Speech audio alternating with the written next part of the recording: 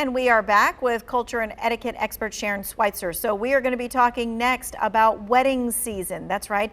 It is wedding season as well as graduation season and everything in between.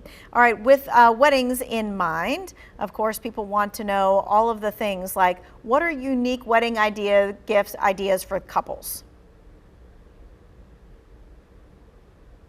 Well, there are two schools of thought. There is the traditional school of thought, which says that you always purchase gifts from the wedding registry. The more modern take on wedding gifts is that you do whatever the couple requests. Sometimes they want to enjoy an experience. They would prefer cash. They would like funding for maybe their new home or a mortgage.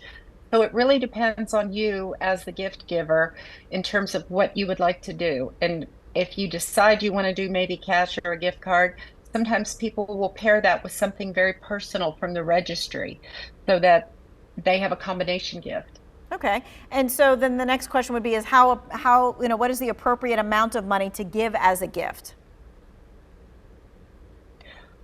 Well, again, that varies. Usually family members, it again varies depending on your relationship with the soon-to-be spouses or the newlyweds. Most of the time for a family member, it's between $130 and $150, just a rough guideline. For a boss or a supervisor, around 120. And if you're a friend, around 100. If it's a colleague or a coworker, somebody from the office, maybe 60, $65. And we kind of get this every single year when people are invited or not invited to a wedding or part of the wedding, that kind of thing. And if they're not invited to a certain part of the wedding, sometimes people say, well, should I be able to say something? It's best not to comment on whether you're invited to the shower or the rehearsal dinner or the ceremony itself. Sometimes people cannot afford to entertain everyone, and these weddings and these events are planned well in advance, and they take into consideration budgeting and finances.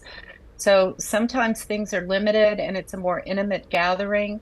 So commenting can be a little bit awkward. I would encourage people to avoid commenting and just be very thankful for the events they are invited to. All right, this person's asking if I give a shower gift, do I also provide a wedding gift? The answer is yes, because if you attend the shower, then you bring a gift to shower the bride and groom.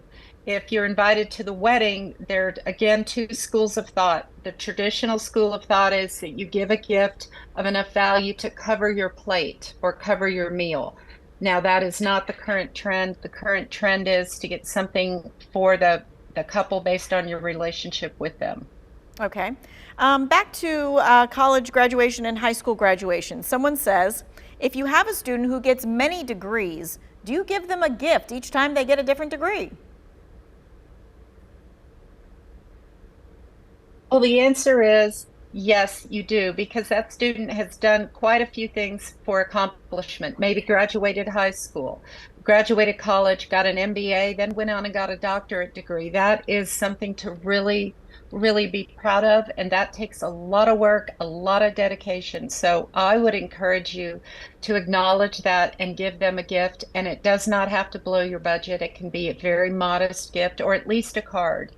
Okay, and then this next person is asking, how much should I give monetary wise to a college graduation event? Is $100 in cash okay?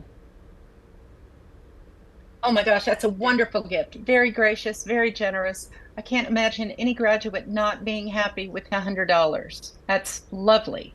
All right, this is a very different kind of question. This person says, how do I respond when someone asks me if I have kids without making things weird? The reason why I'm asking is I've miscarried all my pregnancies, but would still like to acknowledge that I have children who have passed. I think there's two ways you can go with that. The first way would be to say, I have not been blessed with children. I have lost my during my pregnancies, and I still grieve them to this day.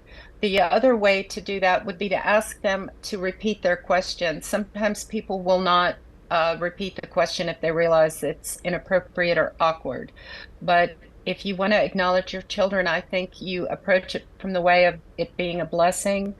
That you were not blessed with children and that you do want to acknowledge the fact that you still grieve your loss. With the graduations and weddings in mind, if someone is invited to the wedding, but they don't actually go to the wedding, but they send a gift, is it something that they should send it straight to the house they're asking? Is it something that they should have somebody else drop it off at the wedding reception?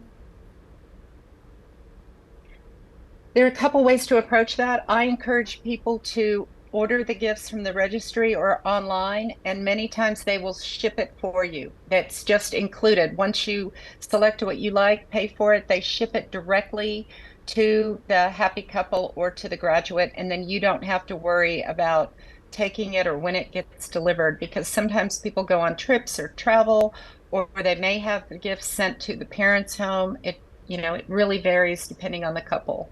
Okay, we are going to continue to take your questions. We've got one more segment after we check in with the forecast. The number is 336-379-5775.